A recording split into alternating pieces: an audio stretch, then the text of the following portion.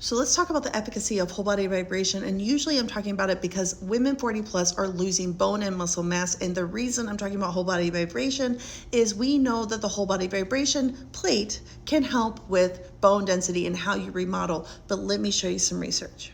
Here is a systematic review from 2023, effectiveness of whole body vibration on bone mineral density in postmenopausal women, a systematic review, meta-analysis of randomized controlled trials. What is good about this is the reason they are looking at postmenopausal women, this is a group that has the most significant amount of bone loss.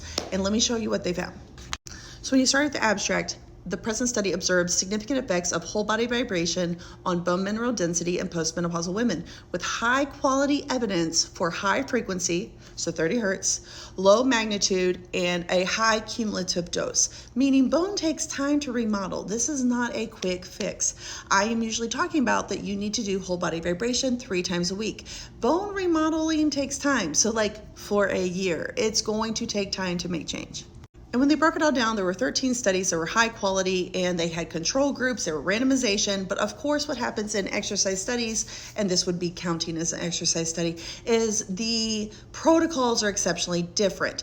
But they did see that there were significant effects of bone mineral density in the primary areas of lumbar spine, the lumbar spine, and consistently across all groups to be helped by whole body vibration. They did find, though, in women under 65 who are also postmenopausal, that it did also help in the femur, so the hips, and the lumbar spine. And so consistently what comes up, high frequency, so 30 hertz, and long cumulative, like the frequency of your treatments matters more than the time spent on the vibration plate.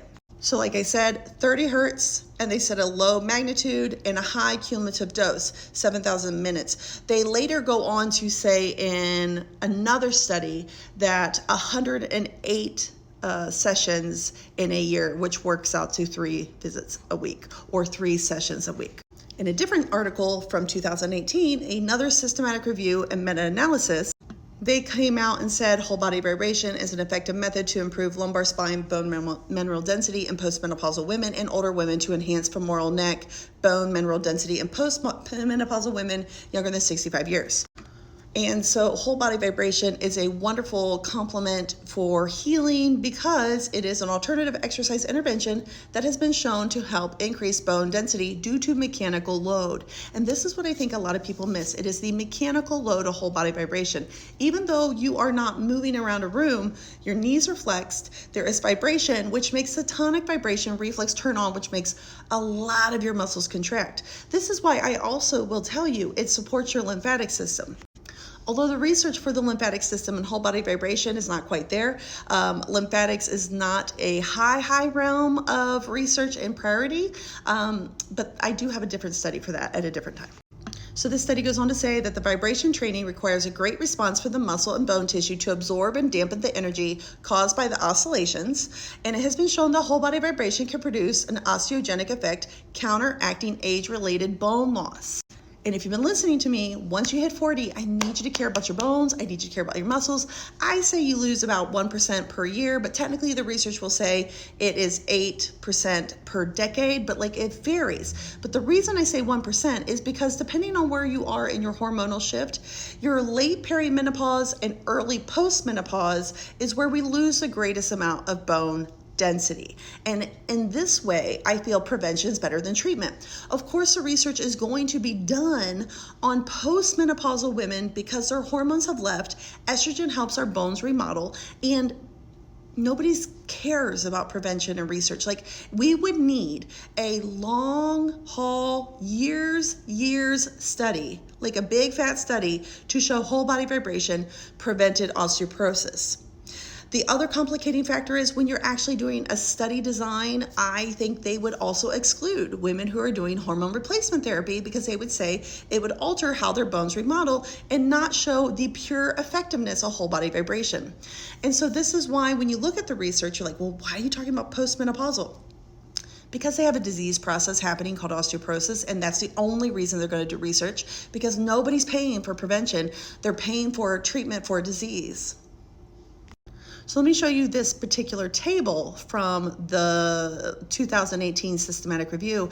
And it talks about the intensity of the protocols will vary from 12.5 to 50 hertz, and the amplitude will vary from 1.5 to 12. The duration of the different interventions ranged from 12 to 52 weeks, and the training frequency varied from 2 to 7 times per week. But at the end of the day, overwhelmingly through various articles, 3 times a week for a year. A different article, which I did not put in this video, shows 6 minutes for 3 times a week. We know it works. You don't have to do it a very long time. You just have to be consistent. So I don't do more than 6 minutes because more than 6 minutes might irritate my SI joint. Plus the research shows for bone mineral density, 6 minutes gets it done. But I'm also doing squats. I'm doing upper body work. And so I am multitasking to help my bones hang on to their best selves.